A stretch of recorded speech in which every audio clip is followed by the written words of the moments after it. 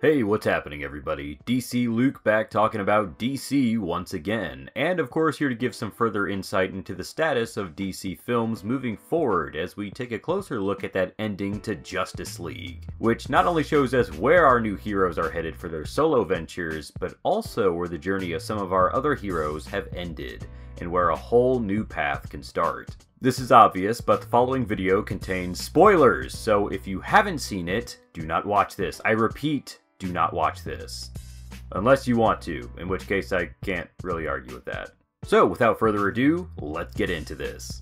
This isn't going to be in any particular order. This is mostly to try and make sense of what we see at the end of the film, so why don't we just go ahead and get started with the most obvious one. After Steppenwolf was seemingly killed in a glorious fashion, we get a glimpse of our full league together as they look out over the sunrise. The planet is saved, some jokes are made, we've got our team, folks. After that, we start getting a monologue from Lois regarding the state and importance of heroes, but that's pretty obvious in and of itself. I mean, we know that already, we just saw the damn movie. So let's take a look at what happens to our heroes after the climactic battle. Each of the mother boxes Steppenwolf was trying to gather is returned to their rightful owners, and we get some epilogue shots for each of our heroes.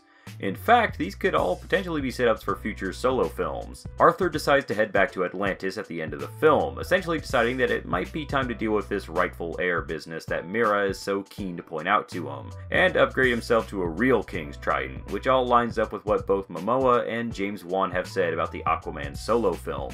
Diana herself heads back to London to continue her day job, where we see the thieves she stopped in the beginning of the film being led away in handcuffs, and look, I don't know if that woman is supposed to be someone special. It's not entirely clear, and it could very well just simply be an obscure Golden Age reference, but someone in the comments, if you can, help me out, because I have a feeling this is supposed to be some kind of hint for the future, especially with what we see in the post-credits sequence, but that's a different video. Barry pays a visit to Henry Allen in prison, telling him about how he started on the path to a career in what I can only assume is crime scene analysis, something I'm sure is set to lead into Flashpoint, as we also hear in the movie Henry Allen telling his son to make his own future, which is all the incentive a young Barry would need to try and set the past right, only to severely alter the future. Victor manages to patch things up with Silas Stone, the two bonding over what's happened and essentially bringing Victor's whole arc for the film to a close, which honestly doesn't seem to lead into much, but you know what? That is completely fine. I would say more than anything, all Victor really deserved was a happy ending. But what about Superman? Well, it seems like the big blue Boy Scout we all know so well is finally here, with everything moving into place for the character. Bruce and Clark end up moving Martha back into the Kent farm, Clark returns with Lois to work at the Daily Planet,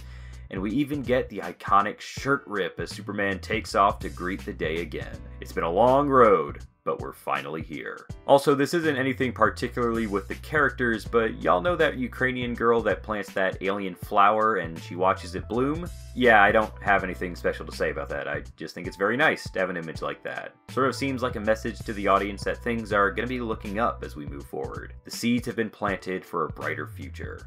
Yeah, that sounds cool. But what of the League itself? What's to become of this joining of Earth's champions? Well, if the ending has anything to say about it, grow.